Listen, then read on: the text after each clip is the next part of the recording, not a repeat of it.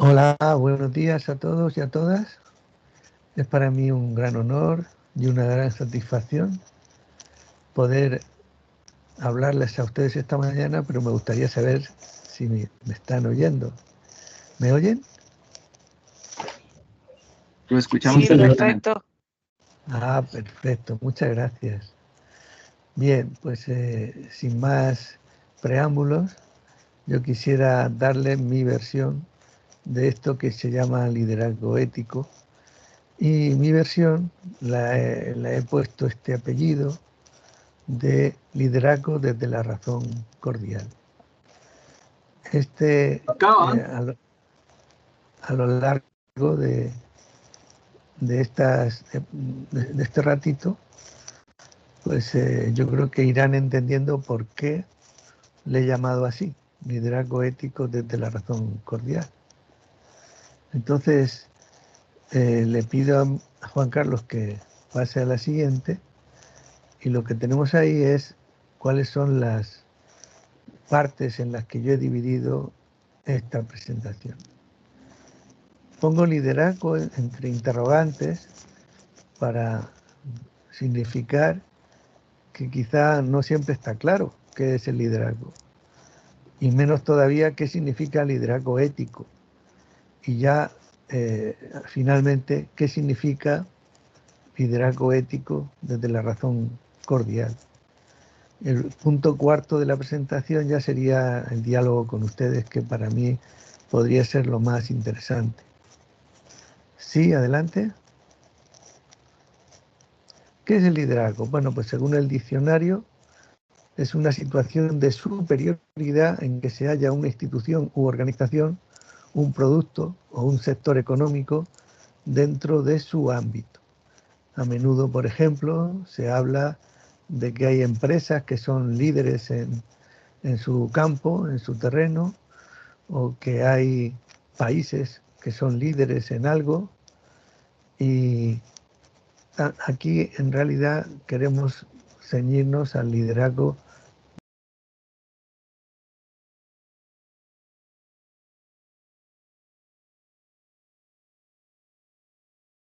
Una situación de superioridad de institución o una organización o de un producto, o de un sector económico, pero no habla de las personas. Sin embargo, sí que existe liderazgo entre las personas.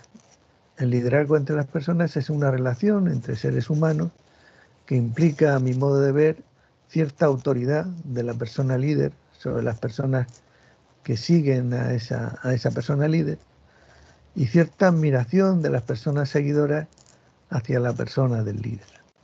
Esto podríamos considerarlo como el significado estándar, ¿no?, del liderazgo entre personas. Sí, adelante. Uno de los grandes clásicos que habló en su momento de esto fue el filósofo y sociólogo Max Weber, que vivió a finales del siglo XIX y principios del XX, y en sus obras encontramos esta importante distinción. Él habla de distintos tipos de autoridad. Autoridad basada en la tradición, autoridad basada en el carisma del líder, en las características, las virtudes, los valores del líder, y la autoridad basada en la razón y las leyes. Bueno, yo creo que cuando hablamos de liderazgo ético, estas tres cosas aparecen mezcladas.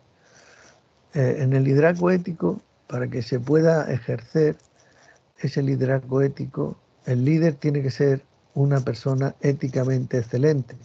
Es decir, ¿y qué entiendo yo por una persona éticamente excelente?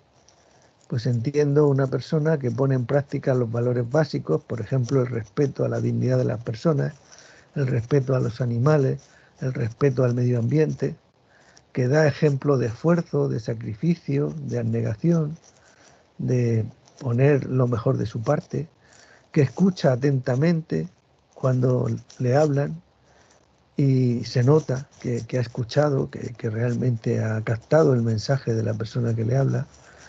El líder es alguien que se muestra también comprensivo, que es capaz de tomar en cuenta en lo que pueda las explicaciones que se le dan. El líder es alguien amable, paciente, pero al mismo tiempo firme y resolutivo, alguien que toma decisiones, que no lo deja todo pues para otro día. Y el líder es alguien que tiene conocimientos, competencias y afán de servicio a las personas. Estas serían las características de una persona éticamente excelente de cara al liderazgo, a un liderazgo ético. ¿Continuamos? Sí. La persona con liderazgo ético es una persona que trata de mantener la moral alta de sí mismo y de las personas que le siguen o que le rodean. ¿Y esto qué significa?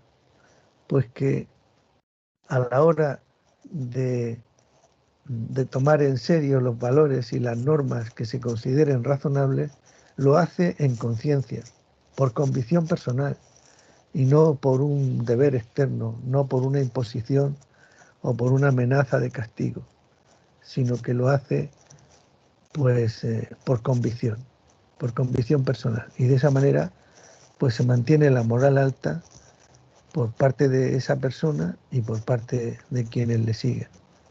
¿Sí? ¿Seguimos? Aquí me gustaría hacer como un pequeño paréntesis para comentar con ustedes una cuestión que tratamos los profesores de ética, que son los distintos niveles de madurez ética personal y social.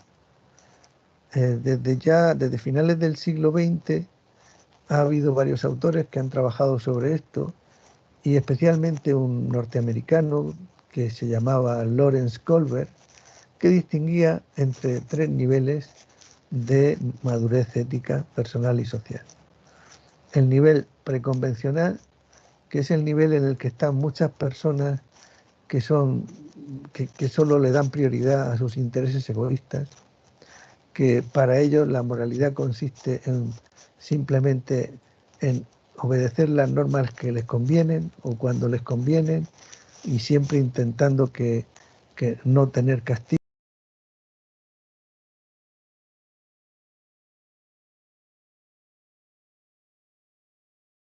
que simplemente les mueve el afán de premio o el afán de evitar el castigo. Otras personas son más maduras que las que están en el nivel preconvencional y están en un nivel intermedio que podemos llamar nivel convencional, y este tipo de personas son las que dan prioridad a los intereses grupales, por ejemplo, los intereses de mi partido, los intereses de mi grupo religioso, los intereses de mi pandilla, de mi grupo, los intereses de mi familia, los intereses de mi país, pero no van más allá de esos intereses grupales que pueden ser de un grupo o de otro. Pueden ser también intereses de un grupo religioso, en fin, intereses grupales. Es un nivel de madurez mejor que el anterior, que el número 1, pero no tan bueno como el 3. El tercero es el nivel postconvencional, que es al que alcanzan no todas las personas, pero sí muchas, que le dan prioridad a unos valores que podríamos llamar universalizables. Los valores universalizables son aquellos que pensamos en serio que deberían ser universales, que aunque todavía no sean universales, merecerían llegar a ser universales. Aquí podríamos poner ejemplos de grandes personajes de la historia, como Buda, como Sócrates, como Jesús de Nazaret, como Gandhi, como Martin Luther King, etcétera, etcétera, etcétera. Muchas personas que pusieron por delante los intereses de todos, los intereses de la humanidad, los intereses de la dignidad humana, por encima de sus propios intereses e incluso por encima de los intereses de su país o de su grupo o de su grupo, el que sea, ¿no? Entonces, bueno, pues el máximo de madurez moral se alcanza cuando se llega a un nivel postconvencional. Hay un filósofo contemporáneo que se llama Habermas, que dice que a nivel social los países que tienen una democracia liberal, es decir, los países que reconocen los derechos humanos y que se esfuerzan por poner en práctica los derechos humanos, son países que están en el nivel postconvencional, aunque obviamente no toda la población alcanza ese nivel, pero el país como tal sí alcanza ese nivel, porque ya desde su constitución y desde la forma en que la pone en práctica, pues está trabajando con valores universalizables. Sí, continuamos, ahora sí. Pasamos a la siguiente. El liderazgo ético, cuando se refiere a la administración pública, cuando se refiere a las personas que trabajan para el Estado, que trabajan para la administración pública, se puede manifestar en 4 momentos. Hay un primer momento que podríamos llamar momento kantiano en honor a Immanuel Kant, el famoso filósofo alemán del siglo XVIII, que es el respeto a la dignidad de las personas. Eso debe ir siempre por delante y por eso es el momento número 1, el más importante. Después habría un momento aristotélico que sería las metas o bienes internos de la administración pública, que tiene que ver con lo que explicaré a continuación cuando desarrolle esta diapositiva, que la voy a desarrollar en unas poquitas más. Luego hay un momento organizativo que sería el momento de crear una cultura centrada en el servicio dentro de cada ámbito de la administración pública. Por ejemplo, dentro del ámbito judicial, pues crear una cultura centrada en el servicio. Dentro del ámbito educativo, pues también una cultura organizativa, una organización educativa centrada en el servicio. Y así sucesivamente ver qué se puede hacer para mejorar la organización, de manera que la cultura que impregna esa organización esté al servicio de las personas. El cuarto momento, llamado momento weberiano, lo voy a desarrollar un poquito después, pero básicamente consiste en huir del burocratismo, no caer en una excesiva burocracia. Un mínimo de burocracia siempre es necesaria, pero no caer en el burocratismo, sino que mantener siempre la mirada atenta hacia la responsabilidad con convicción y con creatividad. Una responsabilidad convencida y creativa. Esto lo desarrolla mucho más Weber, pero si acaso necesita más explicación lo podemos ver más adelante o en las preguntas. Sí, adelante. El momento kantiano, del que he insistido antes, es el principio ético general que sirve para toda actividad de los servidores públicos, para todo el liderazgo del servicio público, que sería nunca dañar a las personas y, si es posible, hasta donde sea posible, empoderarlas. Y ahí he puesto personas afectadas. ¿Quiénes son las personas afectadas? Pues en un hospital son los pacientes principalmente. En una universidad y en un instituto de bachillerato, pues las principales personas afectadas son los estudiantes. Si se trata del Poder Judicial o se trata del sistema de justicia de un país, pues las personas afectadas son los ciudadanos y ciudadanas. Son lo que el abogado llamaría sus clientes y no sé cómo lo llamarían los jueces, pero bueno, las personas que reciben la administración de justicia. Las personas afectadas en principio son las beneficiarias del servicio. Cualquier servicio público tiene unos usuarios, unas personas beneficiarias a las que hay que mirar siempre con el máximo de atención. ¿Seguimos?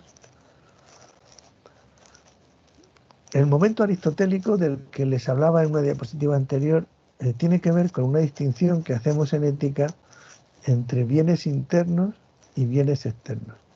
En toda profesión y en toda institución que pretenda ser líder y que pretenda hacer las cosas bien, hay que distinguir entre estas dos clases de bienes.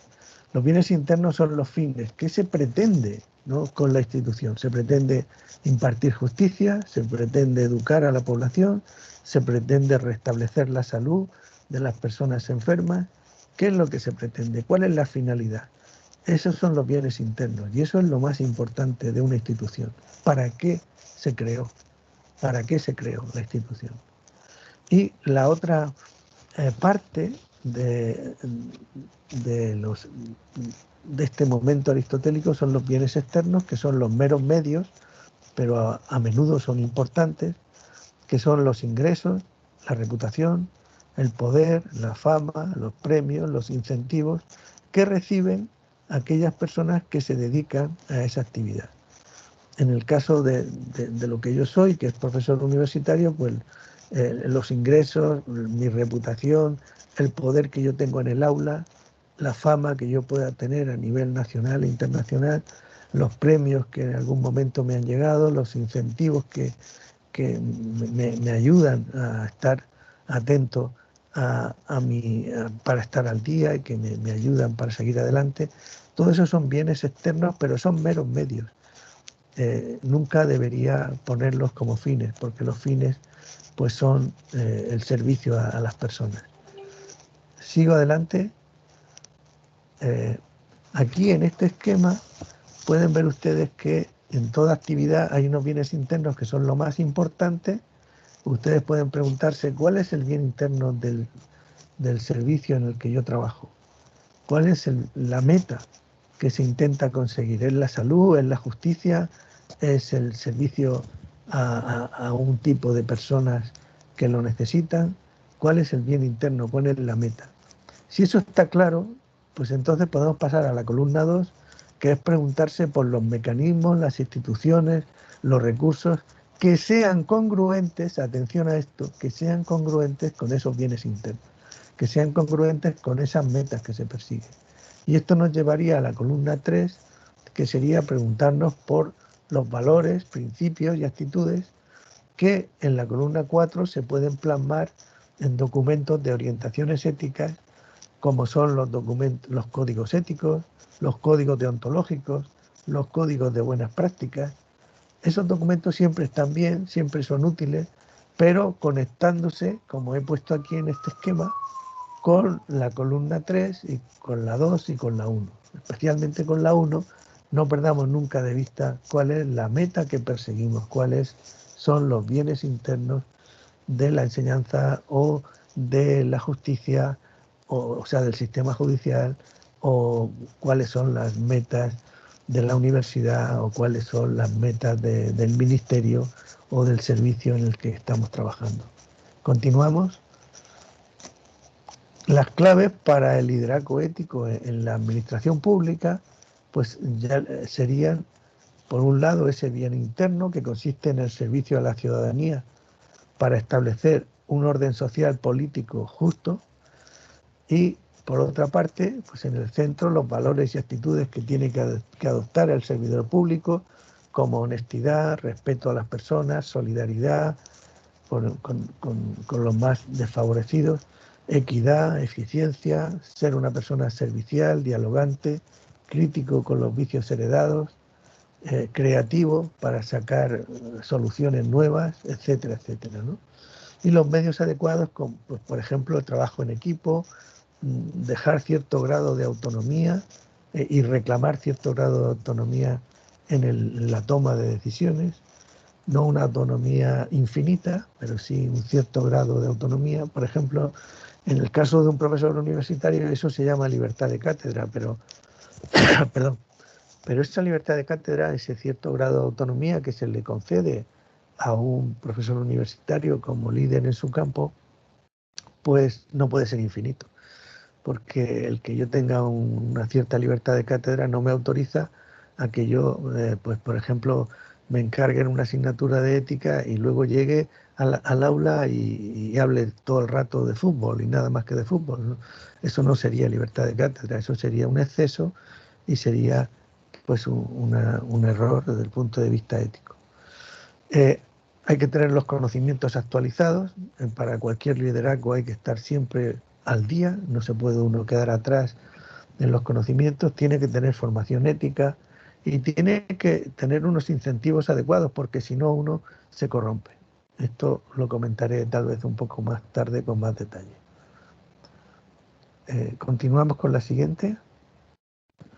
Precisamente en esta siguiente diapositiva yo quería hablar un momento de la corrupción del liderazgo, la corrupción del profesional, la corrupción de la persona que se dedica al servicio público. Consiste esa corrupción en darle prioridad a la acumulación de recompensas, a la acumulación de bienes externos, de dinero, de fama, de poder, etcétera, sin atender a la consecución de los bienes internos, que son las metas que dan sentido a la profesión o a la institución. En este caso, cuando aparece la corrupción, se está descuidando el servicio a las personas mientras se consiguen unas recompensas que no son merecidas, Son recompensas que en realidad uno no merece porque las ha conseguido tramposamente. Bien, pues ser una persona corrupta pues es algo que vemos también a veces a nuestro alrededor. Por ejemplo, pues en el departamento universitario donde yo trabajo, yo diría pues que hay un porcentaje, pues si somos 30 personas, pues al menos una cae en este esquema, ¿no? De ser una persona arribista, una persona demasiado tramposa, que aprovecha cualquier oportunidad para conseguir tramposamente pues una serie de méritos, pero y para disimular sus fallos, ¿no? Todo lo que puede para no ser castigado, pero no está desempeñando bien su papel como, como profesor o como lo que sea, ¿no? Pasamos a la siguiente. Por lo tanto, lo primero que tiene que ser un líder ético es una persona responsable, un servidor público con responsabilidad que tenga competencia técnica y competencia ética. Si le falta una de esas dos competencias, pues no va a ser un profesional responsable, no va a ser un profesional excelente, no va a ser un líder con carácter ético, no va a ser un líder en absoluto, ni con carácter ético ni con nada, ¿no? Va a ser una persona pues que va a ser de algún modo pues rechazada por sus compañeros y por los usuarios. Seguimos. El momento organizativo del que yo les hablaba hace un ratito en una diapositiva que venían 4 momentos, tiene que ver con intentar que la organización en la que uno es líder, en la que uno trabaja, en la que uno ejerce su liderazgo dentro de la administración pública, pues esa organización se fortalezca mediante una cultura ética. ¿Y cómo se consigue una cultura ética? Por supuesto, promocionando la profesionalidad de todos sus componentes, siendo una organización eficiente, eficaz, que busca la calidad en el servicio a las personas, que fomenta la imparcialidad, la honradez, la honestidad, el respeto, por supuesto, como algo completamente básico, la actitud de escucha y la actitud de diálogo. No hay nada más contrario a un liderazgo ético que el líder que no escucha, el líder que siempre se va con su idea fija y no escucha lo que le dicen los demás, no se abre al diálogo. Eso no es compatible con el liderazgo ético. Aquí podríamos poner un etcétera de otros aspectos que debe tener una cultura ética dentro de la organización y que es indispensable para que la organización se fortalezca. Seguimos, ya nos queda muy poquito. Hay un momento weberiano del que les hablé antes y lo he repartido en 2 diapositivas. En la primera tenemos que aplicar una ética de la responsabilidad convencida y creativa, como quería Max Weber, implica 5 cosas. La primera, valorar las posibles consecuencias de cada posible decisión antes de optar por una de ellas. Un liderazgo ético lleva consigo un buen cálculo de las consecuencias de lo que uno va a hacer, de manera que no se encuentre sorpresas, sino que uno ya se apresura a calcular las consecuencias antes de tomar la decisión y toma una decisión prudente, responsable, teniendo en cuenta las consecuencias positivas y negativas que puede tener esa decisión. En segundo lugar, no caer en el reglamentismo de que todo tiene que estar conforme al reglamento, todo tiene que ser absolutamente burocrático, todo tiene que ser al pie de la letra de lo que dice la ley, pero tampoco caer en el extremo contrario, en la arbitrariedad de que, bueno, pues me salto la ley cuando se me da la gana, me salto la norma cuando me apetece, no miro el reglamento ni me acuerdo de él, sino que hago lo que a mí se me antoja. Eso tampoco puede ser. No, hay que justificar, hay que seguir, en general hay que seguir la norma, pero justificar eh, cualquier excepción a la norma tiene que estar debidamente justificada con buenos argumentos de por qué uno se saltó esa decisión, cuál fue el contexto que llevó a no seguir la norma, porque en principio seguir la norma es lo correcto, pero no siempre es lo correcto. Por lo tanto, porque siempre hay excepciones, siempre hay casos especiales, ¿no? Entonces, bueno, podríamos poner muchos ejemplos, pero seguro que a ustedes mismos se les están ocurriendo algunos mientras yo comento estas cosas, ¿no? Hay que seguir las normas, por supuesto, pero a veces hay excepciones y para no caer en la arbitrariedad, lo que hay que hacer es justificar con buenos argumentos las decisiones que uno toma y estar dispuestos a dar cuenta, a rendir cuenta de esas excepciones, de esos argumentos cuando sea necesario. Seguimos el punto, de, después el punto 3 he apuntado aquí, que es afrontar la dificultad que supone a menudo servir a dos señores, servir al gobierno y servir a la ciudadanía. A veces uno está tentado de no seguir las directrices que nos vienen de arriba y ejercer nuestro liderazgo ético pues, pensando nada más que en la ciudadanía. Pero claro, nosotros también somos servidores públicos y entonces nos debemos a todos y no a una parte de la ciudadanía o no a unas cuantas personas, por ejemplo las de mi ciudad o las de mi barrio, sino que tenemos que pensar con amplitud de mira, tenemos que pensar que si el gobierno nos da una directriz es porque de alguna manera se está pensando en la población al completo, se está pensando en el país al completo. Entonces, bueno, hay que lidiar siempre con esa dificultad de no de tener que obedecer a dos señores, no servir a dos señores. Hay que resistir la tentación de utilizar el cargo que uno tiene y del que se supone que tiene que ejercer el liderazgo ahí, en el cargo que uno tiene. Siempre hay una tentación de usarlo en el propio provecho, en beneficio privado, en sacar algún tipo de rendimiento particular del hecho de estar en un cargo público. Y esa tentación nos afecta a todos. Pero hemos de ser capaces de hablarlo con naturalidad con nuestros compañeros y con nuestros superiores y saber que ese peligro está ahí y tener algunas herramientas para combatirlo. Y la mejor herramienta es la transparencia. Cuando hay transparencia, pues entonces es muy difícil que tú caigas en la tentación de utilizar el cargo para tu propio beneficio, porque sabes que eso se va a saber, sabes que va a ser público. Entonces, cuando hay transparencia, pues se combate la corrupción de una manera más eficaz. Por último, dentro de este momento weberiano que hemos dicho que era la responsabilidad, el momento de la responsabilidad con convicción, es asesorar a las personas usuarias de la administración pública para intentar reducir la asimetría que hay entre los ciudadanos y los funcionarios. Los funcionarios somos también ciudadanos y tenemos que estar intentando reducir esa brecha que hay, ese barranco que hay a veces entre los que estamos en la administración pública y las personas usuarias.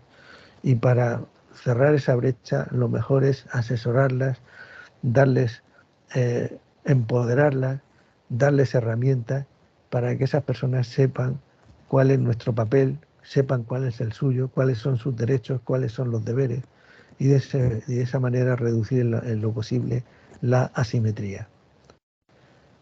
Adelante con la siguiente. Bueno, hay más puntos de este momento weberiano. Se trata de compatibilizar la transparencia de la que les hablé hace un momento con la confidencialidad. No todo ha de ser transparente. Hay cosas que son confidenciales. Por ejemplo, los datos personales han de ser cuidados, han de ser vigilados o custodiados con mucho cuidado para que no en aras de la transparencia vamos a tener que publicar todo lo que sabemos de todos los demás, sino que la transparencia tiene que ver con rendir cuentas, pero no con ir más allá de lo que tenga que ser confidencial. Hay que velar porque el acceso a los puestos de trabajo en el sector público los alcancen las personas con igualdad, con mérito y capacidad, ¿no? En situaciones el máximo de igualdad posible, reconociendo los méritos de los candidatos o candidatas y valorando específicamente las capacidades que tengan que ver con el puesto que se tengan que cubrir. Y hay que evitar finalmente el corporativismo injusto y dañino. ¿Qué entiendo por corporativismo? Pues ese afán de defender a tus colegas, por ejemplo, yo en mi caso defender a mis compañeros de la universidad, a mis colegas profesores, a una costa de que eso sea dañino para los alumnos o sea dañino para los ciudadanos en general. Ese corporativismo, ese cerrar filas con los que tienen el mismo nivel que uno, es corporativismo. Y eso es injusto y es dañino en la mayoría de los casos. Entonces, el único corporativismo que se podría admitir es defender a los colegas con mesura, es decir, no se vale todo. Si un colega llega tarde un día, pues no es motivo para andar denunciándolo por ser una persona impuntual. Pero si lo hace sistemáticamente y miramos para otro lado, entonces ya eso sí es corporativismo injusto. Eso ya es dejar que se esté perjudicando el servicio por afán de cubrir siempre al compañero, aun a pesar de que sistemáticamente es impuntual o lo que sea, ¿no? Hay cosas peores que la impuntualidad, desde luego. Si yo estoy observando que un compañero mío maltrata a sus alumnos, pues no debo callarme ni un día siquiera, no debo esperar ni un solo día. Eso es completamente inadecuado y entonces pues debería dar cuenta a las autoridades de que eso está ocurriendo y no ser corporativista. Es decir, bueno, pues si estás dañando a los alumnos en clase, eso no te lo voy a consentir, eso yo lo voy a denunciar de inmediato. ¿Me explico? Seguimos. Y voy terminando. ¿Existe un liderazgo ético desde la razón cordial? Bueno, aquí hay dos palabras, razón y cordialidad. Razonabilidad y cordialidad, que intentan ir juntas como parte o como lo definitorio de lo que yo entiendo aquí por un liderazgo ético. Se trata de que un líder ético es alguien que fomenta la reflexión ética a su alrededor, formando pequeños grupos, estudio de casos, comentarios de documentos éticos y toda clase de espacios, de foros eh, en los que es capaz de hacer pensar a los demás y reflexionar por también el propio líder sobre las posibles mejoras del servicio que se presta. En segundo lugar, participación activa en comités de ética que no sean un mero trámite jurídico, que es que dice el reglamento o dice la ley que tiene que haber un comité de ética y entonces, bueno, pues vamos a hacer un paripé, vamos a hacer un disimulo aquí de que existe un comité y de que realmente funciona. No, de lo que se trata es de que funcione de verdad y de que ese comité de ética esté para mejorar el servicio. Y por lo tanto debe haber una deliberación ética en todos los niveles del servicio que se presta, en todos los niveles de la institución en la que uno está, y el comité de ética tiene que ser ejemplo de una buena deliberación ética, de un buen diálogo ético, de una buena búsqueda en común.